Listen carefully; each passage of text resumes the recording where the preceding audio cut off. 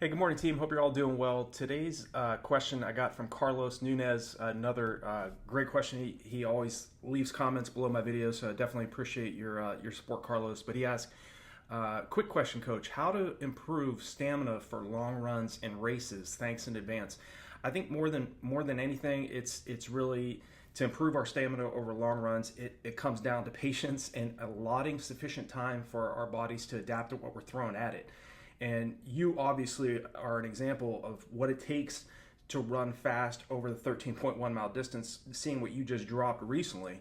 And I think the patience part of getting to a point where you can improve your stamina, improve the body's lactate tolerance for long runs is absolutely essential. A lot of us, including myself over the years too, when I was in my prime, we get into a rush and we want to run fast quickly, like in the first couple 3 weeks 4 weeks into a buildup, and it's difficult at first, as we all know, but I think for improving stamina, I think back to what Dr. Joe Vigil, the late Dr. Joe Vigil, says in his book Road to the Top. He says it takes about 28 days for your body to adapt to any stress load you're placing on it. So if you're doing long runs, as I always talk about in other videos, don't get in the habit of just doing long, slow, easy long runs every single weekend. But also, I always talk about the varied pace long runs, alternating one weekend, improving the stamina, where you're running at faster paces, you're running a bit,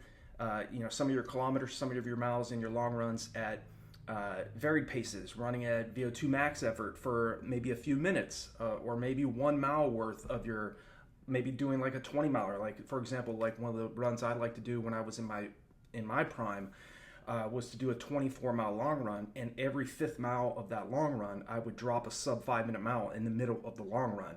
So basically running close to VO2 max, very close to that, much faster than the anaerobic threshold effort. But you never want to, in terms of improving stamina for these long runs, you want to first spend time 3 to 4 to 5 weeks building easy aerobic mileage so that you get used to first running slow for long periods of time before you even think about doing faster runs, improving, and eventually over time you are going to improve your stamina. But remember, it does take about 4 weeks, 3 to 4 weeks in that time frame, to adapt to the stresses you're placing on it. It's important. We do have to stress the energy systems of the body in order to get goal race pace, whatever that is for each specific athlete. For some athlete, it might be running goal might be running a marathon at 10-minute mile pace. For another athlete, it might be running a 10K at 4:52 mile pace, or the equivalent in kilometer pace. So I think, as I mentioned in other videos, it's just really not rushing the process, being patient with yourself. First, building several weeks of easy long runs. Okay, you can still do, and I mentioned this to the athletes I coach. I have it in my training plans. I teach it in my running courses. Do strides as well. Okay, you can still run easy aerobic mileage and building that aerobic base of mileage before you start doing faster workouts where you're improving your stamina, where you're running at VO2 max effort or at lactate threshold effort, a little bit easier than VO2 max effort, significantly easier. But you want to remind yourself that, hey, right now I may only be able to do 3 to 4 miles or the equivalent in kilometers at goal race pace or close to it, but keep doing that over a 3 to 4 week period, and I promise you, in 21 to 28 days, that effort that was extremely hard for you for 3 miles of that during your long run is not going to be as difficult anymore. Now you're going to be able to maybe do 5 to 7 miles or the equivalent in kilometers during your long run, and you will notice that physiological boost that you got from doing those, doing strides, doing faster speed sessions. All of that adds up, and I was just on a consultation call with an athlete the other day, and he asked a great question. He says, really, what is the purpose of doing strides? Okay, they're short, and they don't seem to really do anything. They kind of just, you're just more of a warm up. My answer to him was, think about how, if you're doing, say, 4 to 5 100-meter strides 2 to 3 times a week over a 5 to 6 month block of training, you will have spent several kilometers, several miles at near sprint, all-out sprint paces on top of doing all of the other workouts you've been doing, whether they're hill repetitions, tempo runs, long runs in this case.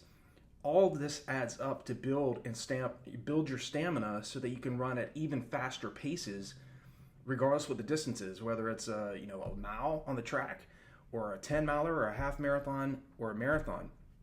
Also, for these, improving stamina, as I say, it's very important to do a mixture of varied type efforts throughout the week. 1 VO2 max workout where you're doing like repeat 300s on the track, or repeat thousands on the track, or on the roads. It doesn't always have to be on the track either. In a lot of cases, it's very difficult to get on a high school track anymore, or even college tracks. They're kind of built up like Fort Knox. You have the fences around, and it's very hard to get on a track sometimes. If that's the case, and I've certainly been there myself, just get out on the roads. We have ridiculous amounts of technology nowadays with Garmin's and these other watches. So get out on the roads, and it really also breaks up the monotony of just running around an oval for several laps as well. But, in terms of how to improve stamina for long runs, just like I teach in the courses and in my training plans, don't just jump immediately into doing faster, varied pace long runs. Okay, you want to first build that foundation of easy, relaxed mileage first. Burn fat, build that stamina, build that endurance. More so, build endurance, and then as you spend several weeks doing those easy long runs, then you start in doing faster efforts throughout your long runs, and that's how you're going to build that stamina. But it just doesn't happen overnight, and I think that's one of the hardest things for a lot of athletes is not being able to run the types of paces per kilometer or pace per mile in the early stages of any type of training buildup.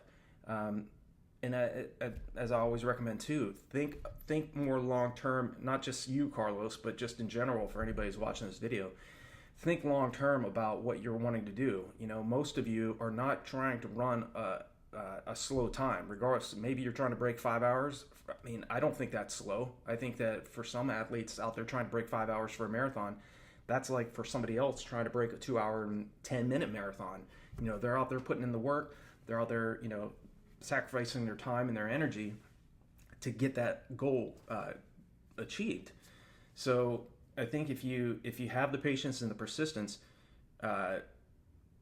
doing a longer build-up will definitely set you up for success versus doing, say, if you're training for a 10K or a half marathon or a marathon, do a minimum of 16-week build-up, but preferably do a 20 to 24-week build-up. The more time you give yourself to improve your stamina on these long runs, the better off you're going to be. And as you all know, especially whether you're a middle distance runner or a long distance runner, this isn't an overnight process. Success doesn't come quickly in this sport, and I wish it did, but it just simply didn't.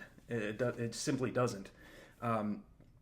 Thinking about my own career, it took me from 1992 when I first started running as a 15-year-old kid in high school until I was 31 years old to run my PR for the marathon. So, you're talking 16 years of training, and I think it's and it took that long to build that type of stamina.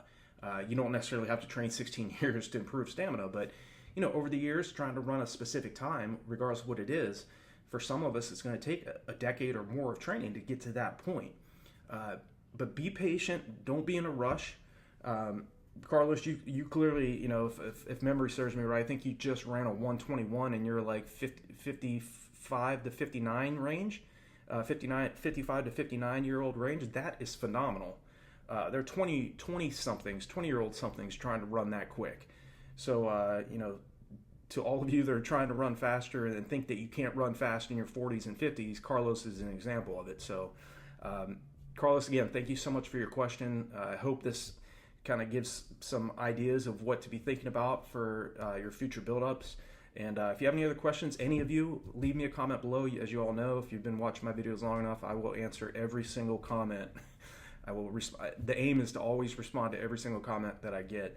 And really appreciate all your support. Thanks for all that you all bring to this channel as well. Feel free to leave me a comment below. Check out the resources below these videos or on RunDreamAchieve.com. And I'll talk to you guys and gals on the next video.